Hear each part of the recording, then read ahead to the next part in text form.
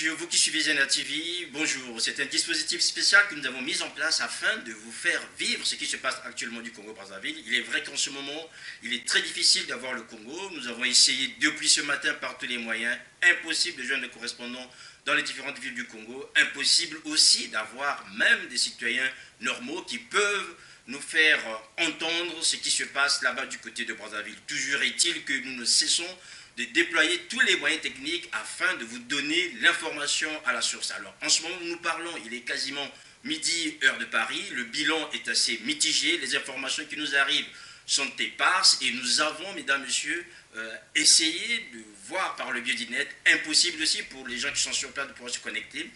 Toujours est-il que Zena TV se déploie afin de vous donner l'information à la source. Alors, nous avons pu avoir une personnalité de l'IDC Frocad, M. Guy Mafimba, porte-parole de l'IDC, porte-parole du RDD, qui va nous donner exactement la situation réelle en ce moment où lui se trouve du côté de Mungali.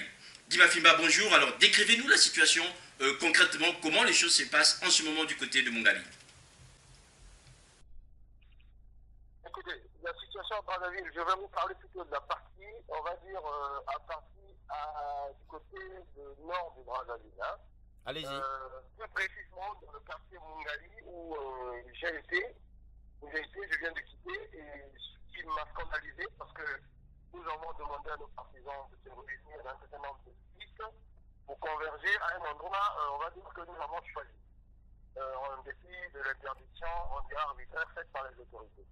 Donc du côté de Mungali, nous avons été choqués de constater qu'on balançait des gaz lacrymogènes dans les domiciles quasiment, parce que ces gaz lacrymogènes qui rentrent dans les domiciles avec des personnes âgées, imaginez la situation. Et je n'arrive pas à comprendre comment les autorités peuvent laisser faire qu'on puisse balancer des gaz lacrymogènes dans les quartiers populaires. Guy Mafimba, alors on a du mal à comprendre cet élément, mais tout simplement, quelle est maintenant l'ambiance? Vous êtes à Mungali, est-ce que les gens sont dans les rues? Est-ce que c'est calme? Est-ce que ça circule? Est-ce que les gens travaillent? Il y a quasiment une ville morte, il n'y a personne dans les rues. Et ce qui est en train de faire du côté de Mungali, c'est que nos partisans vont vers du côté de la mairie pour se regrouper et remonter en bloc. Mais je n'ai pas les informations du côté sud. Ce qui est sûr, c'est que du côté sud, les infos que j'ai reçues sont plus ou moins dramatiques parce que non seulement les gens sont en train de brûler autres, mais j'aurais appris, je parle conditionnel, qu'il y aurait eu un mort du côté de Sissundi, percuté par un pété de police. Je parle conditionnel. Un ami, un de nos frères qui est de l'autre côté là-bas, qui m'a donné cette information. Voilà un peu ce que je peux vous dire actuellement sur Brazzaville. C'est quasiment une ville morte, mais ce que je déplore, et j'ai tenu à appeler Paris pour dire qu'il est inadmissible qu'on balance des zones lacrymogènes populaires parce qu'il y a des personnes âgées des enfants qui peuvent périr. Voilà la situation. Voilà, Guy Mafimba, je rappelle que vous êtes membre du Frocad, de la plateforme Frocad IDC et porte-parole du RDD. Alors, Guy Mafimba, est-ce que vous avez des nouvelles d'autres localités en dehors de Brazzaville? Nous savons que depuis hier, le téléphone est quasiment difficile et Internet est coupé du côté de Brazzaville. Est-ce que vous avez des nouvelles? Bon, les nouvelles que j'ai, c'est de Pointe-Noire. J'ai eu Pointe-Noire ce matin.